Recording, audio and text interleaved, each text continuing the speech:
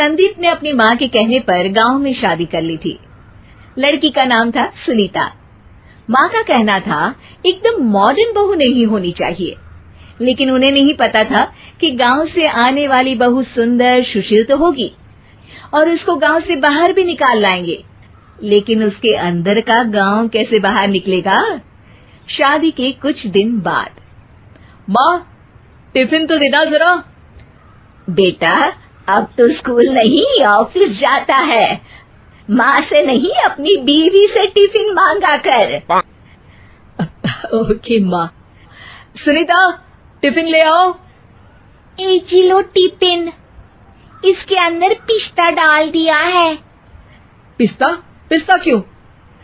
सास जी ने बोला था ना कि आपको पिस्ता बहुत पसंद है। ओहो, मैंने पिस्ता नहीं पास्ता बोला था, पास्ता। पास्ता? कहीं होता है पास्ता? अरे बेटी तू रहने दे, मैं बना दूंगी। अच्छा किया कि पाव भाजी बनाने का नहीं बोला, वरना किसी के पाव बना देती है। सुनीता को बुरा लगता है, लेकिन उसकी नादान हरकतें कम नहीं होती। ऐसे ही एक दिन, अरे तुमने ये क्या लगाया है? अरे आप वो फूस फूस करके लगाते हैं ना, वही। डियो? का दियो? किसको दियो? अरे वही ना जिससे खुशबू आती है। हाँ हाँ सही पकड़े हैं। अच्छा लेकर तो आना। कौन सा डियो लगाया तुमने? अभी लेकर आते हैं जी। संदीप की बात मानकर सुनीता अंदर से खुशबू वाला फुसफुस लेकर आती है। OMG! OMG मतलब ओ माय गणेश ना। अरे OMG छोड़ो, और ये खुशबू वाला फुसफुस की बात कर रही थी तुम? हाँ इसी की, फिर से सही पकड़े हैं। अरे देवी, लेकिन आप सही नहीं पकड़े हैं, ये डियो नहीं है। डियो नहीं है तो क्या लियो है? अरे ये रूम फ्रेशनर है, जिसको कमरे में छिड़कते हैं, खुद पर नहीं। कोई बात नहीं, माँ कहती थी आत्मा किराएदार है, शरीर एक किराए का कर्म। हम शरीर पे ये डाल लिए तो क्या फर्क पड़ जाएगा। अरे बहू, ओ बहू, मेरे लिए फल तो ले आ, फिर मैं बाजार जाऊंगी। सुनीता अपनी सास के लिए फल लेकर आती है। अरे बेटा, पपीता, तरबूज और सेब फल ऐसे कैसे खा लूं? काट कर तो ले आ। माँ जी, मेरे गांव में तो खेत से उठा के सीधा खा लेते हैं। अरे ये तेरा गांव नहीं है ना। अरे संदीप, तू ही कुछ समझा देना इसको बेटा। मैं कैसे समझाऊं माँ, ये तो माइक्रोवेव को भी भट्टी बोलती है। कल मैंने बोला हाय कैसी हो, तो बोलती है किसी को हाय नहीं लगानी चाहिए। अरे सुनीता, तेरा क्या होगा?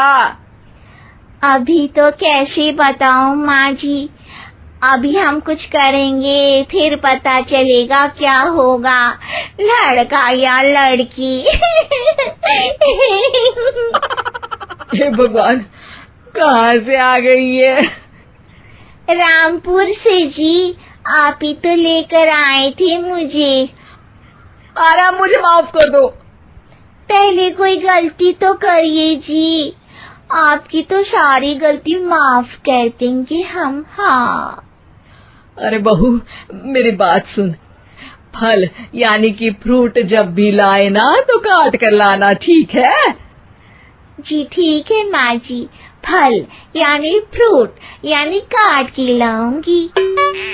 सुनीता रोज ही कोई ऐसी हरकत कर देती जिसकी वजह से उसे घर में दो बातें सुननी पड़ती। एक दिन, माँ मेरे बॉस घर पर आने वाले हैं शाम को, उनका बर्थडे है, फैमिली साथ नहीं रहती उनके, तो यही पार्टी कर लेंगे। उनको अच्छा लगा तो शायद मेरा प्रमोशन भी हो जाएगा। मैं ना फ्रूट केक लाकर फ्रिज में रख दूंगी और तेरे साथ आज खाना मैं बनाऊंगी, ताकि जब साहब आए तो खाने में कोई गड़बड़ ना हो। शाम को जब सारी तैयारियां हो जाती है, संदीप के साथ बड़े साहब भी घर आते हैं। फ्रूट केक तो ले आना बहू, फिर खाना खाएंगे। और इस सब की क्या जरूरत थी, आपने बुलाया वही काफी है। सर, आपका परिवार शहर में नहीं है तो हम ही आपके परिवार जैसे हैं सर।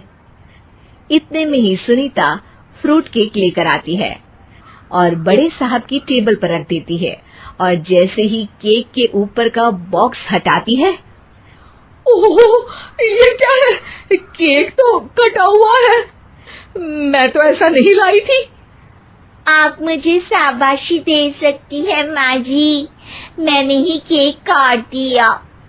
आपने कहा था ना, फल यानी फ्रूट यानी हमेशा काट के लाना, तो फ्रूट केक भी तो फ्रूट ही है ना, तो मैंने पहले ही काट लिया। हूँ ना मैं समझदार। अरे बहू, ये क्या किया? केक हमेशा वही काटता है जिसका जन्मदिन होता है। तुझे एक बात भी समझ नहीं आती, एक नंबर की बेवकूफ है। पूरा माहौल बिगड़ चुका था। संदीप को लगने लगा था कि साहब उसे प्रमोशन तो दूर की बात है, कहीं डिमोशन ना दे दे, लेकिन साहब बीच में ही बोल पड़ते हैं। अरे कोई बात नहीं, ये इनकी बेवकूफी नहीं है, इनका भोलापन है। बेटा, आप कहाँ से हो? रामपुर गांव से। अरे वाह, गांव से? फिर तो आपके गांव में ताजे फल और सब्जियां मिलते होंगे। हाँ, सही पकड़े हैं, हम तो काटते भी नहीं, सीधा खा लेते हैं। मैं ना एक बार तुम्हारे गांव घूमने जरूर चलूंगा। क्यों संदीप, ले चलोगे ना? मुझे गांव घूमना बहुत पसंद है। बस फिर क्या था, संदीप और सास दोनों खुश हो गए, क्योंकि साहब को सुनीता ने गांव की बात करके खुश कर दिया था। अब संदीप का प्रमोशन पक्का था। शिक्षा, कभी भी किसी भी गलती पर घबराना नहीं चाहिए। हो सकता है कि उस गलती की वजह से आगे बड़ा फायदा हो जाए।